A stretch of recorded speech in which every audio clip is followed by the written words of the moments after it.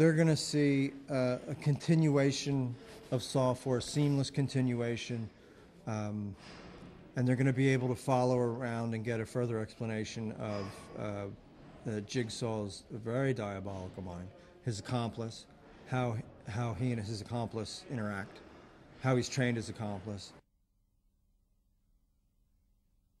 They're going to get more of an explanation of Jigsaw's accomplice, and they're going to get more backstory of what is motivating John/Jigsaw through his wife.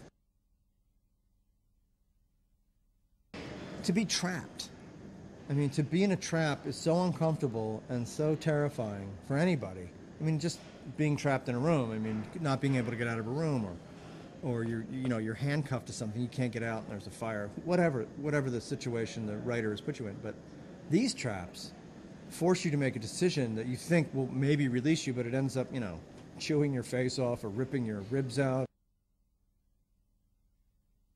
People go to horror films because it's not so. They are fascinated with the traps and they are fascinated with the gore and the whatnot. But I think what addicts an audience and makes it keep coming back is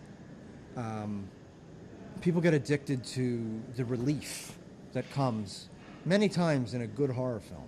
So in a Saw film, let's say you have 5, 6, 7 traps, you're going to have 7, at least, at a minimum, 7 instances where you can just go, oh, that's over. And then the tension builds for the next one, and you're like, oh God, what's it going to be? What's it going to be? I don't think people like that part of it. They like that part of it. And that's the addiction. That's what makes people come see the films.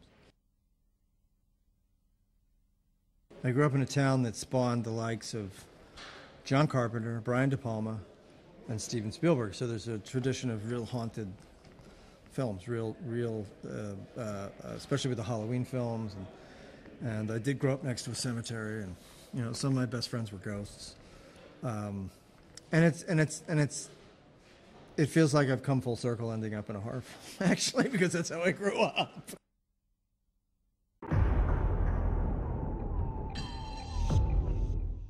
The end of Saw 4, it ran parallel to Saw 3, so Jigsaw was in the morgue and dead.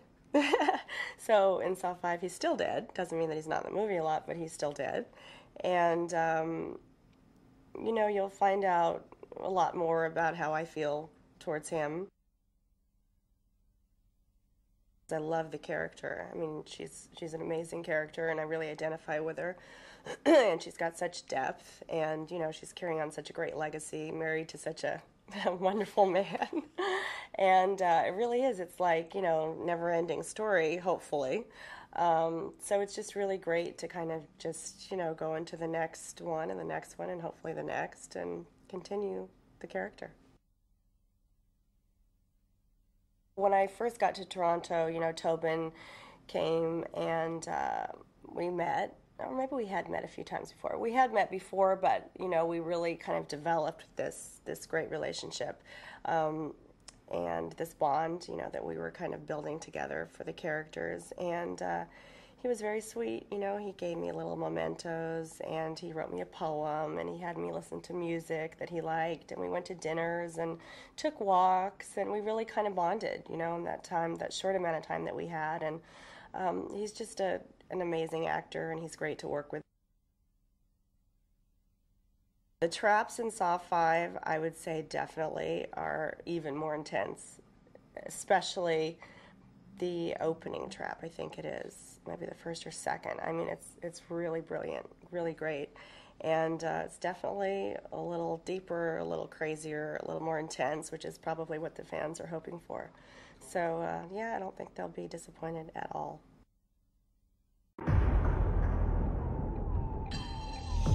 I play Britt, and Britt works in real estate, and she's a very upscale professional businesswoman.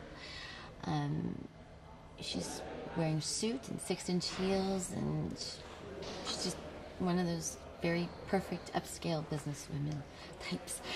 She's very strong, and she also really believes that if they just take the time, they can figure out how to get out of the situations without anybody getting killed. And of course, not everybody believes that.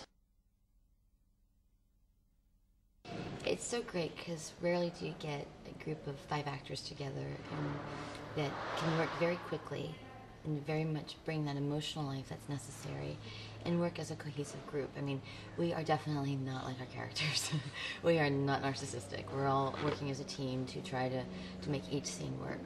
And it's great. It's really great. We feed off of each other's energy as far as getting, worked up into the energy that's necessary.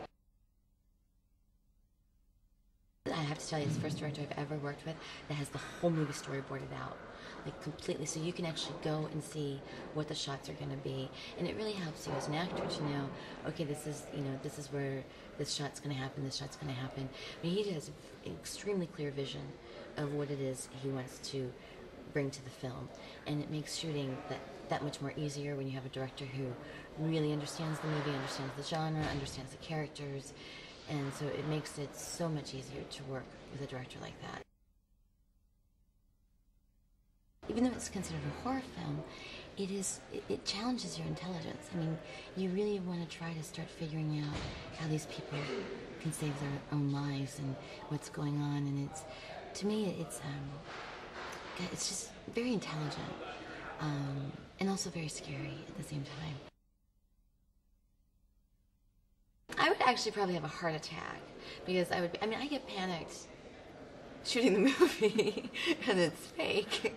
I could just imagine if it was real, the panic that I would suffer from. I mean, I think my heart would just go, I would go into shock and I would die before the trap even went off and I wouldn't even know. And the audience is going to see more pieces to a puzzle that hopefully one day will all come together and make sense. You get more information about a lot of the characters' lives. And also, I think pure terror. I mean, pure terror. It's, Saw 4 was pretty disgusting, and I have to say, Saw 5, really disgusting. The Saw franchise is going to go down in history as, really mind-blowing horror film.